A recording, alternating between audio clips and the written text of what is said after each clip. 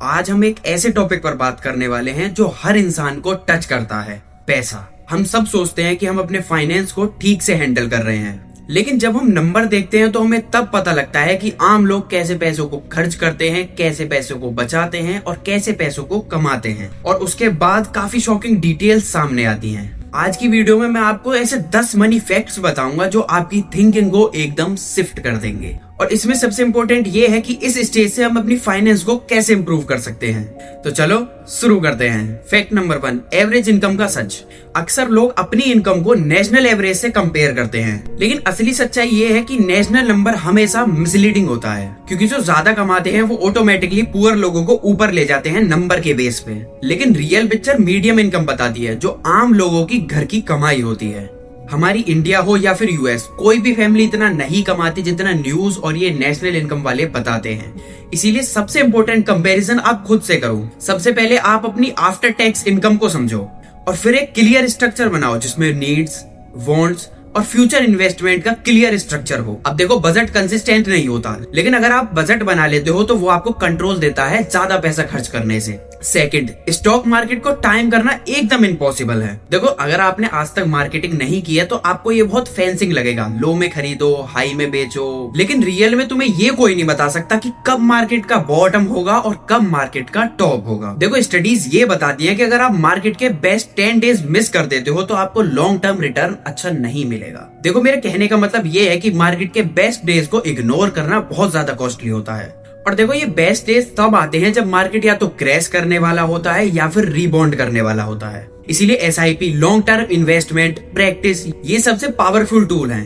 तीसरा point, financial literacy. देखो, finance mistake इसलिए होती है क्योंकि हमें बेसिक नॉलेज फाइनेंस के बारे में दी ही नहीं गई होती है।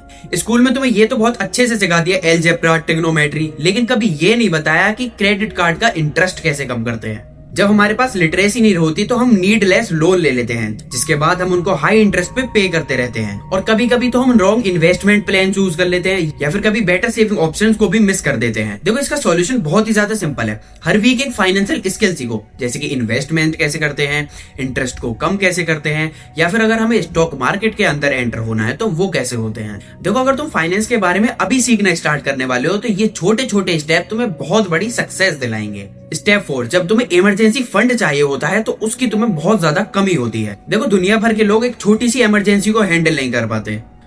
इंडिया में भी लोगों के पास बस कुछ ही टाइम का बजट रहता है, इसीलिए कोई भी छोटी सी इमरजेंसी, कार रिपेयरिंग या फिर तुम्हारी जॉब जाना, ये अनएक्सपेक्टेड खर्चे, इनसे तुम्हें बाद में बहुत बड़े डेब्ट का सामना करना पड़ता है। एक सही इमरजेंसी फंड स्ट्रेस को बहुत कम कर देता है। देखो, इसे करने का बहुत ही सिंपल सा रूल है। 1000 से लेकर 2000 तक कुछ बढ़िया से एसआईपी या फिर लॉन्ग टर्म इन्वेस्टमेंट में इन्वेस्ट करो। इससे धीरे धीरे तुम्हारा बजट बनना स्टार्ट हो जाएगा और जैसे ही तुम थोड़े से प्रॉफिट में जाते हो तो अपना प्रॉफिट तुम बुक भी कर सकते हो। मतलब बहुत ही छोटे अमाउंट में तुम आगे का स्ट्रेस बहुत ही ज्यादा कम कर सकते हो। अब चलते हैं हम अपने सबसे बढ़िया पॉइंट पे, 5th पॉइंट। देखो, जैसे लोग रिटायर होके आते हैं तो उसकी प्लानिंग बिल्कुल भी नहीं करते। देखो, अगर तुम अर्ली एज में हो तो अभी तुम्हें लगेगा कि अभी तो रिटायरमेंट बहुत दूर है, देख लिया जाएगा क्या करना है। देखो, अगर तुम अर्ली एज में ही इन्वेस्टमेंट या फिर मार्केट को अच्छे से समझने लगोगे तो तुम अपने रिटायरमेंट के टाइम को बहुत अच्छे से यूज कर सकते हो। कुछ जॉब्स में तो ऐसा होता है कि पहले से ही पीएफ कटने लगता है, जो कि आपका फ्री मनी होता है, वो आपको बाद में मिल जाता है। अब तुम इसे बहुत अच्छे से यूज कर सकते हो। इसे कहीं एसआईपी में डालो,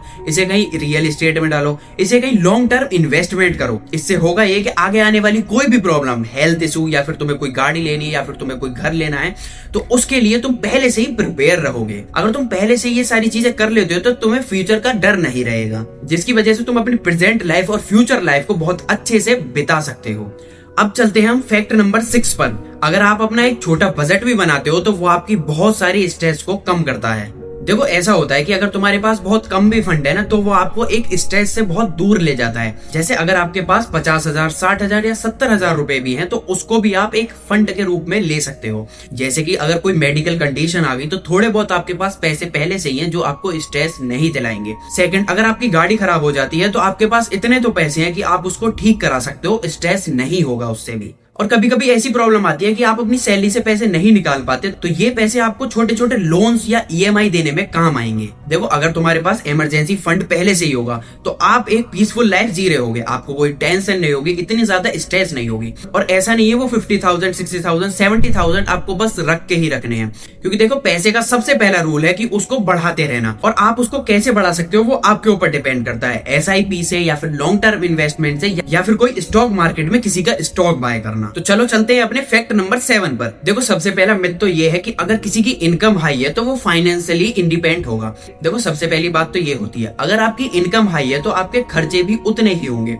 अगर आप 20,000 रुपए कमाते हो तो आप 20,000 रुपए के हिसाब से खर्चा करोगे। अगर आप 1 लाख रुपीज कमाते हो तो उसके हिसाब से खर्चे करोगे। अब देखो अगर कोई 20,000 रुपीज कमाता है तो वो कोई छोटा घर या फिर छोटी गाड़ी लेने की कोशिश करेगा। देखो अगर कोई 1 लाख रुपीज कमाता है तो वो बड़ा घर, बड़ी गाड़ी लेने की कोशिश करेगा। तो इसका कोई भी मतलब नहीं होता कि वो फाइनेंशियली इंडिपेंडेंट होते हैं। देखो फाइनेंस को मेंटेन करने का रूल बहुत ही अच्छा है। अगर आपकी सैलरी आती है तो उसको 3 पार्ट में डिवाइड करो, 50, 30, 20। 50% में वो आएगा जो आपका मंथली खर्चा है, आप उस 50% से उसको करोगे। एंड जो 30% आता है उसमें आप घूमना फिरना, खाना पीना, कपड़े वगैरह वो सब लोगे। एंड जो 20% आता है आप उसको इन्वेस्ट करोगे, क्योंकि ये 20% आपको आगे जाके बहुत ही ज्यादा बेनिफिट देने वाला है। चलो अब चलते हैं अपने फैक्ट नंबर 8 पर। देखो अगर आपको कार लेनी है तो आप सोचोगे कि मैं लोन पे ले लेता हूँ, लेकिन ये आपके लॉन्ग टर्म बजट को बिगाड़ देता है। अब इसका मतलब ये नहीं है कि आप डायरेक्ट जाके कैश पे कार ले लोगे। इसका सिंपल सा रूल ये है कि थोड़ा सा डाउन पेमेंट ज्यादा रखो और लोन का पीरियड थोड़ा सा कम रखो। देखो अगर आपको कार या फिर होम या फिर कुछ भी लेना है तो मैं शॉर्ट्स की लिंक एक डिस्क्रिप्शन में डाल दूंगा, और उसमें आपको बहुत अच्छे से समझ आ जाएगा कि लोन कैसे लेना है, गाड़ी कैसे लेनी है और उसके बाद भी पैसे कैसे बचाने हैं। अब चलते हैं अपने फैक्ट नंबर 9 पर। देखो अगर आप खुद स्टूडेंट हो या फिर पेरेंट हो तो देखो अगर आप स्टूडेंट लोन लेते हो तो इंडिया में सबसे ज्यादा इंटरेस्ट चार्ज स्टूडेंट लोन पर ही होता है। देखो अगर आपको अब्रॉड या फिर कोई बड़ी बड़ी यूनिवर्सिटीज में पढ़ना है तो आपको स्टूडेंट लोन लेना ही पड़ेगा, क्योंकि उनकी फीस 20 लाख, 30 लाख, 40 लाख आराम तक पहुंच जाती है। अब इसका मतलब ये नहीं है कि आपको एजुकेशन नहीं लेनी है। देखो education is the biggest weapon, क्योंकि ऐसा होता है कि अगर आपके पास एजुकेशन है तो आप किसी भी फील्ड में कुछ ना कुछ काम तो कर ही लोगे। लेकिन अगर आप पहले से ये सोच के बैठ जाओगे कि मेरे पास तो पैसे नहीं है, तो आप उस बेसिक नॉलेज को भी टच नहीं कर पाओगे जो एजुकेशन आपको देती है। देखो इसका सिंपल सा रूल है, अगर तुम्हें इस चीज से बचना है तो देखो एक चीज सोचो कि आप जो डिग्री कर रहे हो उसका फायदा क्या है। सेकंड, आप जो डिग्री कर रहे हो उसका स्कोप है। थर्ड, आप जो डिग्री कर रहे हो आपका लोन या फिर ईएमआई उसको 2 से 3 साल में क्लियर कर देगी। अब देखो एजुकेशन का मतलब ये नहीं है कि आपने सारी चीजें रट ली। आप जिस चीज में एंटर हो रहे हो उसकी छोटी छोटी डिटेल आपके पास बहुत अच्छे से पहले से ही होनी चाहिए। अब चलते हैं अपने फैक्ट नंबर 10 पर। अब देखो तुमने लोगों को ये कहते सुना होगा कि मुझे मिलियनर बनना है, मुझे बिलियनर बनना है, लेकिन असलियत में लोगों को ये तक नहीं पता होता कि 1 मिलियन कितने रुपीस होते हैं और 1 बिलियन कितने रुपीस होते हैं। देखो फर्स्ट ऑफ ऑल तो मैं तुम्हें एक चीज क्लियर कर देता हूँ कि 1 मिलियन होते हैं 10 लाख रुपीस, और आप 1 बिलियन का मुझे कमेंट करके जरूर बताना कि कितने 1 बिलियन होंगे।